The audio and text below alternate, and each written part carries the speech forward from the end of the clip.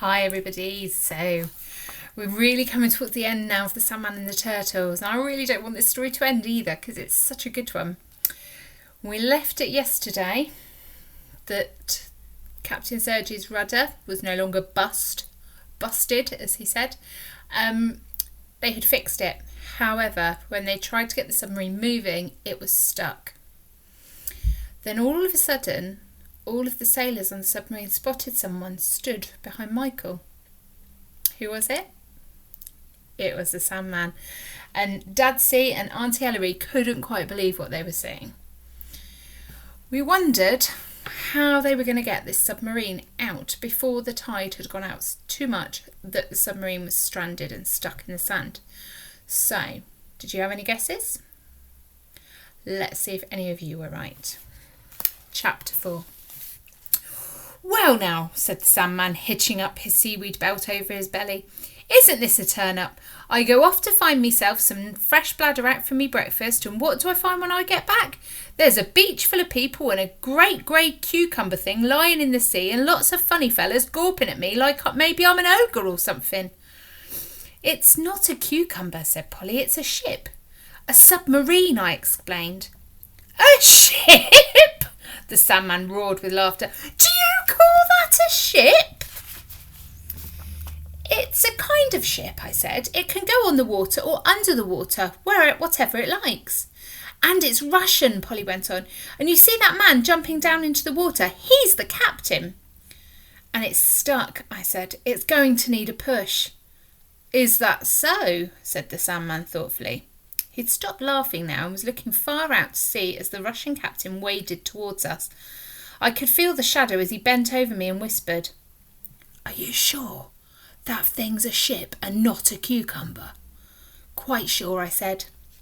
Captain Sergei Ivanovich Prokofiev kept his distance from the Sandman, which was hardly surprising, I suppose. I introduced them to each other because no one else did, and when the captain saluted, the Sandman put his bladderwrack down on the rock and saluted right back. Well, I've never in my life set eyes on such a ship, said the Sandman to the captain. Are you sure she's a floating sort of ship? Of course, replied the captain stiffly. But first I must get her off the sand. My engines, they try very hard, but they cannot pull her off. I do not know what more I can do. Supposing, said the Sandman, just supposing we could somehow push her off, and just supposing she was pointing in the right direction, do you think she might float all the way over to Ireland, maybe? My ship, she float anywhere you like, said the captain. My ship, she can go around the world, but if she stay like she is, she will pretty soon be, how you say it, Polly? Busted, said Polly. That's what Dadsy said too, didn't you, Dadsy? We've got to get her off, and quick, said Dadsy, who'd recovered a bit by then. What about the big tractor, said Auntie Ellery. Won't that do it? Tractor won't touch it, said Dadsy, shaking his head. Not in a million years. There's only one way you're going to shift it. You need something pulling her, something pushing her, and her engines on full power. Only way. The Sandman was smiling broadly now. Well now, he said, if that isn't a coincidence, I was just thinking the same thing. And he put his 2 fingers into his mouth and whistled. Gulls, fulmars, shags, cormorants shrieked in alarm and lifted off the cliffs all around us. Come on in, boys, cried the Sandman, and he whistled again, even louder this time. Out in the bay, beyond the submarine, the 3 giant turtles bobbed up, one after the other. There's your pullers, said the Sandman.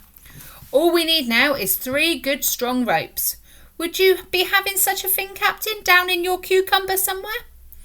Captain Sergei Ivanovich Prokofiev was looking rather bewildered, but he nodded. Good, said the Sandman, and I'll be the pusher. You, the captain laughed. You will push and the turtles will pull? Isn't that a grand idea, said the Sandman, and he was smiling from ear to ear. But my ship, she is big, she is heavy. It's not possible, said the captain. The Sandman did nothing, but turned to Dadsy and Auntie Ellery. If you don't mind, I'll be needing that rock you're sitting on. Dadsy and Auntie Ellery stood up and moved away.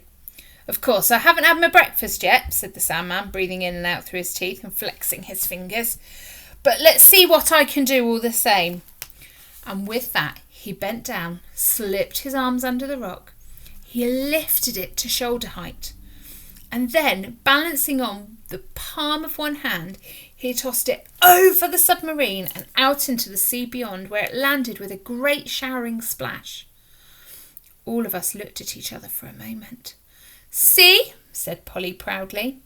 Jumping Josephine, said Dadsy. The Sandman looked very pleased with himself. It's like this, he said. Me and the boys, that's me darling turtles out there, we'd be happy to help you out, but it's like me old mother said. You scratch my back and I'll scratch yours, if you see what I'm saying. You could tell from the look on his face that Captain Sergei Ivanovich Prokofiev hadn't a clue what the Sandman meant. Well, how shall I put it, said the Sandman. Will you take a look out there? That's me poor old coracle that brought me over from Ireland. And it's upside down and no use to anyone anymore. So I was wondering maybe if I was to give you a little push and me boys out there to give you a little pull, then maybe you could take me home to Ireland in your cucumber. What do you say now? The captain thought for a moment, scratching his beard. Then he shook his head. It's not possible, he said. My ship, she is too small. You are too big to go inside. Sure, that's just a little thing, said the Sandman. I'll sit on top, so I will. I'll ride your cucumber all the way back home. Well? The Russian captain seemed a little happier with that. Da, he said. All right, we will try it. But you have got to give him lots of food, said Polly, else he'll go to sleep and then he'll fall off. He likes bladderwrack sandwiches. That's seaweed. If he pushes my ship off the sand, said the captain, then I promise you I'll give him all the seaweed sandwiches he wants. It took a little while to get the turtles ready. First, they had to have their milk and soggy crusts, and then they had to be roped up. Meanwhile, the Sandman asked for his breakfast, and so Polly made up the sandwiches. He settled down on the sand and stuffed himself with crunchy bladderwrack sandwiches. Then he emptied the churn of milk down his throat. I waited for his burp, and when it came, it was just as loud and long as I'd hoped for. And when Polly giggled, we all did, including Auntie Ellery. And that surprised me. The Sandman stood up.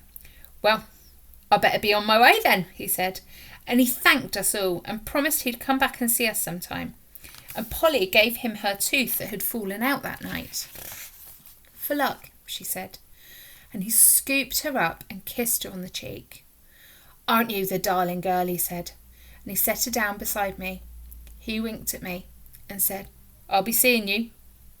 Then he whistled to the turtles to take the strain, and the engine started up.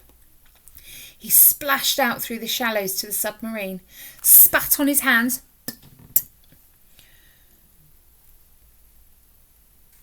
took a deep breath, and began to push. Nothing moved. He pushed again, harder this time, blowing his cheeks into great balloons. On board, the Russian sailors looked down over the sides and shook their heads. The sea churned, the turtles paddled, the Sandman huffed and puffed, and still the submarine would not shift. Are we going to finish there? What's going to happen? It's not going to be long now before that tides out, and they're not going to be able to move that submarine at all. Has the Sandman got the strength to do it? Have the turtles got the strength to do it? Are the engines on the submarine going full speed? Will Barry and Dar turn up to see what's happening in time? Or will they be too late? You're going to have to come back tomorrow to find out. Take care, stay safe, be good.